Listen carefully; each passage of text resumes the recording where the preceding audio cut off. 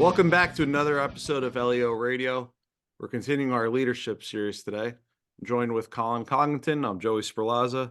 We're continuing Extreme Ownership by Jocko Willink, and we're going to be talking about decisiveness amid uncertainty. Our beginning principles. Leaders cannot be paralyzed by fear. That results in inaction. It is critical for leaders to act decisively amid uncertainty, to make the best decisions they can based on only the immediate information available. Yes. So there's an idea here that I think sums this up pretty succinctly, and we've discussed it in the past. And I believe it's a quote from Patton, and he says essentially, and I might be off by a word or two, but the idea basically is that an imperfect plan executed violently, or for the purposes of our profession, we'll say enthusiastically, executed right now is always going to be better than a perfect plan executed too late. And a lot of times you'll hear guys in leadership roles talking about paralysis because of too much analysis, right? So paralysis by analysis, I think, is the term. So that's essentially what they're getting at here. You have to, as a leader, be able to make decisions, make them quickly, and oftentimes in our profession, especially, make sound decisions with limited information, right? And that's a pretty challenging thing for a lot of reasons. But this, yet again, we keep tying in different components of the book, and you can see how all of this stuff gets woven together. If you've been serious about your professional development, your education, you've been aggressively pursuing experience and training, you're going to be able to recognize key elements, critical factors. You're gonna be well equipped to make tough decisions in tough situations with even limited information. And a couple of things come to mind here. A lot of it we've already just talked about, but your culture of your department has a lot to do with how your supervisors will respond on these scenes, right? And in a majority of the situations that we're in, we want to respond, not react. The difference there is that a reaction is almost involuntary, whereas a response is a deliberate action made by an individual. When the culture of the organization is to support your decisions, right, wrong, and different, be held accountable for those that are wrong, but questioned in the sense of how can we do this better in the future rather than criticized and having an overbearing boss coming down on you. I think a lot of that has to do with the culture of the organization. And it goes right back into one of our most basic of all case law, under Graham versus Connor. But Yeah. what was available to the officer right there? We have the benefit of hindsight. We've talked about the Monday morning quarterbacking, and it's easy to do that in a court of law 6 months down the road. But was it an informed decision? Was it based on your training experience? Was it something that you were able to take all those facts and make the best decision available at that time? And maybe it wasn't the best, but it was a decision. Especially because in our line of work, a majority of these decisions aren't life or death. And it's even more frustrating when you see officers on a scene that are lost, for lack of better words. They're looking for guidance. They're looking for that supervisor to make a decision. And they have those big doe eyes, those puppy dog eyes, to where they're over there just trying to find somebody to tell them what to do. It's very frustrating when you're on that side and waiting for that order to come down and it's being overanalyzed. And it's even worse when it's overanalyzed on scene and then questioned even more in the future. And I think that has a lot to do with the cultural shift that I believe Yeah, that we are you hit on seeing. a couple of things there, and I'm glad you brought up Graham v. Connor, because the use of force backdrop is, I think, a great way to look at this principle, right? So, how do the courts judge our actions, right? And if we start there, it gives us a good idea as leaders and or managers for how we should be looking at the actions of our officers, and how our actions and decisions should be judged by our superiors and subordinates. And like you said, it's that, what was known to the officer at the time, and was the decision or the course of action objectively reasonable given the information, all the facts and circumstances that were known to the officer at the time. And I think a lot of times what superiors in our profession have a tendency to do is analyze the actions based on the outcome. That is not an objective analysis, right? You Whether a guy is, a hero or a zero should not be entirely dependent on what the outcome is, which is unfortunately often the case. So, you know, again, looking at the decision-making process, the decisions that were made, the course of action that was taken, were those decisions and actions reasonable given what was known to the guy at the time? And That's I was just talking in our critical incident class I taught this past week. I was just talking about the difference between Stephen A. Smith and Bill Belichick. Both of them do the same thing in the sense of analyzing film. But Bill Belichick created some of the best football players known to man. Julian Edelman was recently interviewed, and he talks about how the opportunities that were afforded to him were a little bit of luck and timing, because he kind of stepped in where Aaron Hernandez stepped into jail. But he was surrounded by an excellent football team, one of the best quarterbacks of our time, if not the best, and the best coach of our time. But every time that Bill Belichick is analyzing film, he's doing it through the eye of improving performance, through the eye of making his team better and growing that team. Whereas you have Stephen A. Smith, who I'm unfortunately a Cowboys fan, so I have to deal with his wrath every single Monday morning because of how bad the team has been playing. But to put it in perspective, he loves to tear apart the film in the sense to criticize, make people look foolish, and make him look smarter. I've never seen him throw a football. I've never seen him with less than 2 minutes on the clock try to cover 80 yards. But he has all the ability to be heard because of his setting. If you have the ability to be heard because of your rank or your position, that positional authority has been granted to you, use it to be Bill Belichick, to grow your team, make your team better, rather than criticizing and being overbearing and trying to make people feel belittled, especially if you have been removed from that situation for a long time.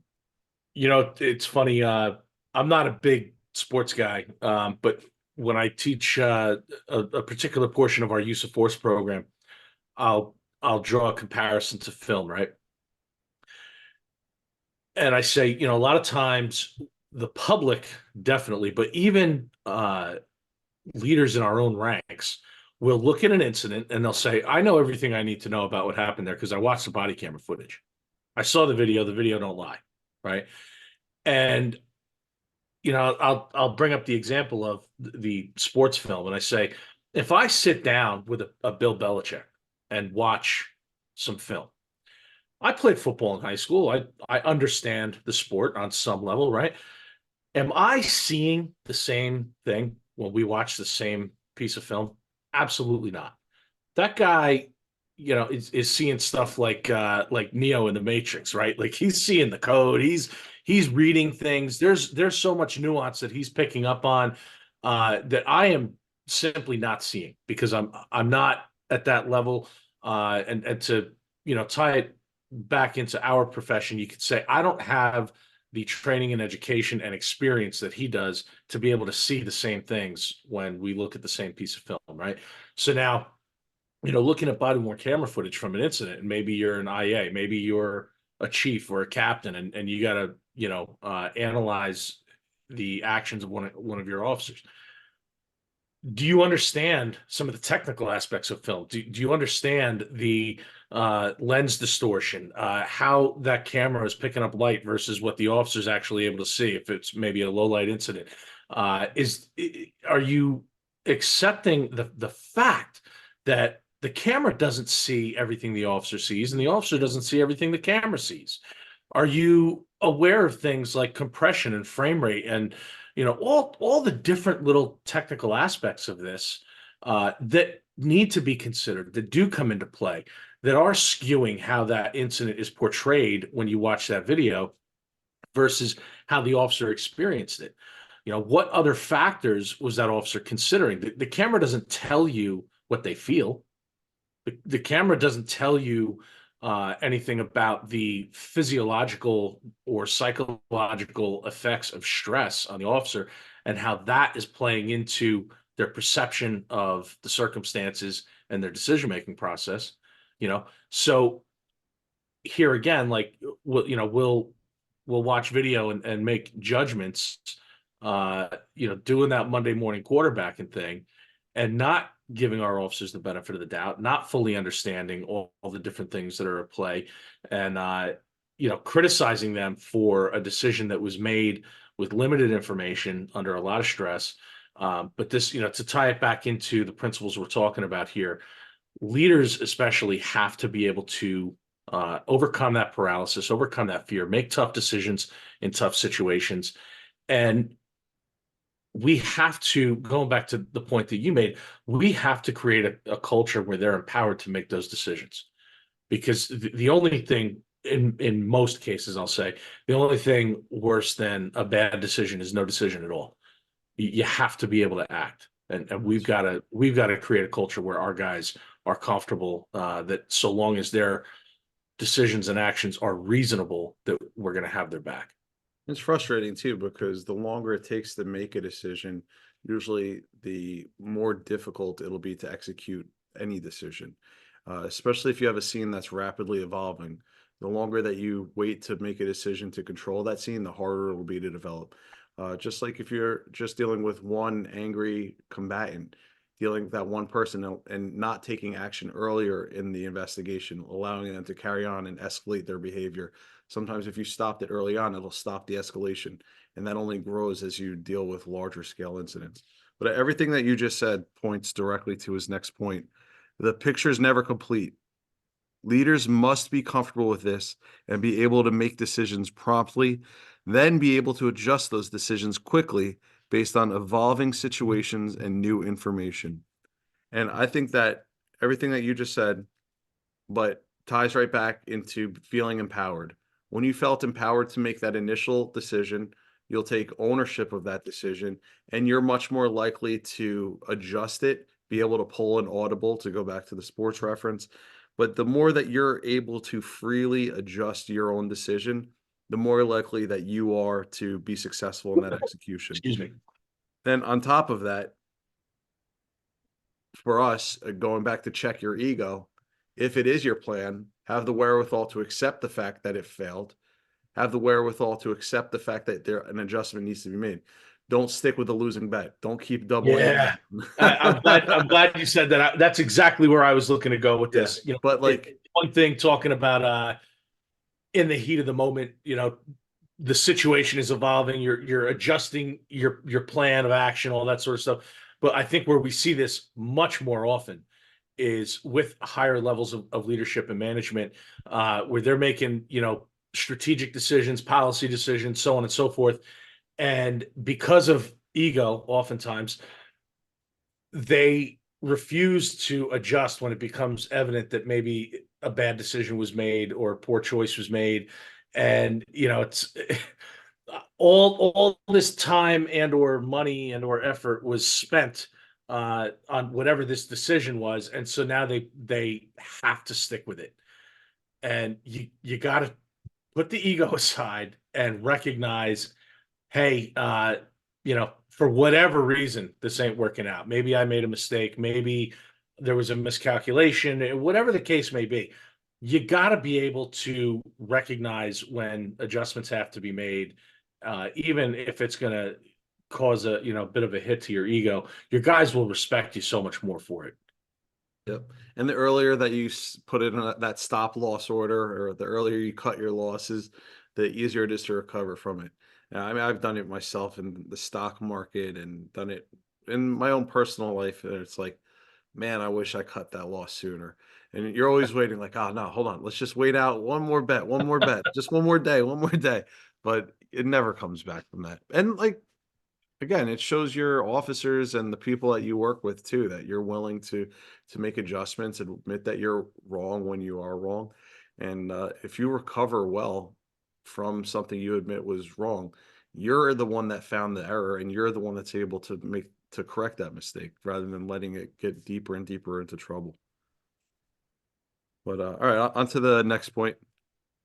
Intelligence gathering and research are important, but they must be employed with realistic expectations and must not impede swift decision making that is often the difference between victory and defeat.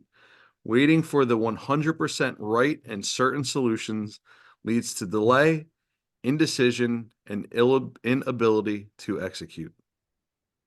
Yeah, I think this is, just driving home the same stuff in the first few points here. And the only thing I would really add to this is understanding the the difference between, being in a boots on the ground, incident out in the street versus uh the administrative stuff, right? And the differences between the two, and how with this, I think what they're really driving at is that you have to find the right balance, right? And that balance is going to be different in those different scenarios. So, hey, for example, right now we're trying to get some software that's going to hopefully help us to do various jobs better within the agency, track training equipment, use of force stuff, IA, and you want to do your due diligence, do your homework, make sure that you're getting uh, the thing that is going to work best for your people, for your agency, and so on. Um, at the same time, if you drag that process out too long, now you're maintaining a bad situation, right? Right now, we have nothing to fulfill that role for us. And by dragging the process out for too long, we're maintaining a bad situation, falling further behind, and so on. Yeah, at some point, you got to pull the trigger, right? Now, in the street, this is as most things go in the street. It's going to be time compressed, right? Higher stakes, much less time to make decisions. You can't always wait until you have all the information that you want. And this again is why we look to that standard of objective reasonableness. Was the decision and the course of action reasonable based on what was known at the time? Now, in 2024, there's a big push, make using time as a tactic, um, de-escalation, all that kind of stuff, slowing things down. That's great. Sometimes the situation doesn't allow for that, and you have to make a decision quickly, and kind of hope for the best. And that's again, we touched on the last episode about how all of this stuff starts way before the actual incident, right? So here, if you've been properly investing in training, if you've been cultivating your people, they're ready for that situation, and even an imperfect plan is going to be executed well, and you're going to hopefully see a good outcome. Yeah, I think that everything when it comes down to the planning, he he does talk about the better trained that you are, the more likely you are to make the right decision. The better Yep. trained you are, the more likely you are to adapt and overcome some sort of an unforeseen obstacle. But like what you're saying, time with especially time as a tactic. When using time as a tactic, that's not failing to make a decision or failing to act. That's taking a deliberate action to not act given the circumstances we have in front of us. Suicidal subjects are the most common. There was that unfortunate case in Patterson last year Yeah. where the officers took a bathroom door. The subject was in there with a knife saying that he wanted to kill himself. When the officers took the door, unfortunately, that individual decided to attack the officers with the knife, and it resulted in a deadly force situation. The conversation that happened after that is, was there a need to take that door immediately, though he was armed? And should they have possibly backed off and continued a conversation? If you didn't receive a response, it would have changed the dynamic to where you have to now take that door because you most likely have entered a life-saving capacity that we have to take. But now you created a suicide by cop situation, and though that individual is wrong for charging at them with the knife, sometimes that's what they're talking about. But that time as a tactic is a purposeful and deliberate decision being made to not take action. So, and sometimes that's the right move, especially when it comes to search warrants. you believe that the product is not re-upped and you know a delivery was supposed to happen this day. You've been surveilling the house, there's no delivery. Decision made to not execute the warrant until the next day when hopefully you have a delivery that comes to the house. And there's a lot of ways that you can employ a not decision to execute to be a very good decision based on the facts that you have there. Yeah. All right, anything else on this point on decisiveness amid uncertainty? No, I think that's about it. That the last I guess the last thing I'll throw in there, and I try with a lot of these episodes to relate as much real world and practical material as possible to the principles we're discussing. Um, Here again, whether you're currently in a leadership role or you aspire to take on that responsibility at some point in the future, just understand the value of being a leader who can make decisions, who is decisive. That's really what this whole section is about. It's a critical component of being a good leader, and not to pat myself on the back here, but one of the better compliments that I've had over the course of my career came from a real salty detective who's now actually a lieutenant, but at the time I was a patrol sergeant. He was a detective, and I think the weight of a compliment comes from the person giving it, right? And this guy is one of the most respected cops on our job.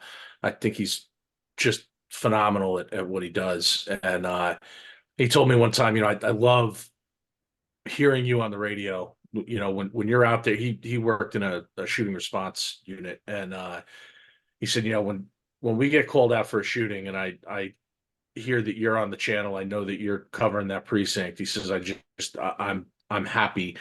And I said, wow, I really appreciate that, but why is that? And he said, because you will make a decision. We were having a problem at the time, and I think this is still persisting to a degree with and this was a cultural thing within my agency, like you were talking about. But we had a problem with supervisors not being comfortable making decisions, and we had so many layers of supervision, which was intentional, but it created uh, a real micromanagement culture, right? And so everybody was constantly turning to the next level in the chain of command. You had a lot of cops who were never allowed to make decisions on their own as cops. They always went to the sergeant. Now those cops become sergeants. And as sergeants, they don't feel comfortable or supported that, if they make a decision, they'll be backed up. So when it comes time to make a tough decision, they're going to the lieutenant's going to the captain's going to a deputy chief. And I saw this happen literally with things as silly as somebody calling up to use an emergency comp day. And that simple thing went all the way to a deputy chief because the sergeant on the desk couldn't make a decision. The lieutenant wouldn't make a decision. The captain wouldn't make a decision on something as simple as that. Now apply that to a shooting incident where, things are unfolding quickly. You have to make tough decisions. You got to be decisive. And that's what this guy was essentially saying. It was, I know that even as just a sergeant, you're going to make decisions, and they're usually going to be good ones. So, that it meant a lot to me. And I think it just speaks to the value in that for our people up and down the chain of command. So And that ties directly into what we were talking about last episode with that critical shift, pivoting from asking questions to coming to your superior with a proposed answer. yeah, don't ask how to do it. Tell them this is what I'm Yeah. going to do. And exactly that, in the sense of making sure that you have the culture and you have the wherewithal to do that. And the earlier you start that, especially if you're a police officer in a promotable position, the more that people see that confidence that you have in your ability as an officer, the quicker and easier it'll be for you to make that adjustment as you enter into that supervisory role or as you move up to further senior supervisory roles. And And a lot of you're going that to be falls on much you. more, you're going to be much more comfortable being decisive. You're going to have much more confidence and be able to make those decisions. If again, like we also talked about in the last episode, you know your stuff. If Mhm. you've been preparing, you're well read, you know the law, you know the policies, you have sound tactics. If you've been serious about developing yourself professionally, you will have the confidence and the knowledge to be decisive and make sound decisions quickly and stand by that. Yep. And again, I'll emphasize the fact that we go over all of this in our road sergeant tune-up. We go over it thoroughly in our Command 1 and Command 2 courses. I mean, if you're sitting there listening to this as you drive around or watching us on YouTube, uh, that means that you're the type of person that's taking that command. And the more that you could take this advice and apply it to yourself and your agency, and know a lot of our examples are from a larger agency, but a lot of this can still be done within a smaller agency, and some of it easier than what we face in a larger agency. But I think I'll wrap up this episode. Until next time, stay safe. Thank you for joining us. And our next episode will be wrapping up the book, Extreme Ownership. Thank you. Take care. This podcast is brought to you by the J. Harris Academy of Police Training. J. Harris Academy of Police Training is based in New Jersey and provides law enforcement training services nationwide for promotional examinations, use of force, supervisory development, and other key areas within law enforcement. This podcast is utilized to discuss key topics occurring within the profession. The opinions and information provided is for entertainment purposes only. In an effort to provide this, we often purposely discuss opposite views and opinions to spark conversation and develop discussion points. The contents of the show and show notes are all copyrighted. All blog posts, podcasts, and show notes that are distributed to the public for free can be redistributed via hard copy or electronic copy for free only if the J. Harris Academy of Police Training is included as the acknowledged author within the actual media that is redistributed. This entire disclaimer also applies to any guests or contributors to the podcast or blog. Under no circumstances shall the J. Harris Academy of Police Training, any guests, contributors to the podcast or blog, or any employees, associates, or affiliates of the company be responsible for damages arising from the use of the information provided.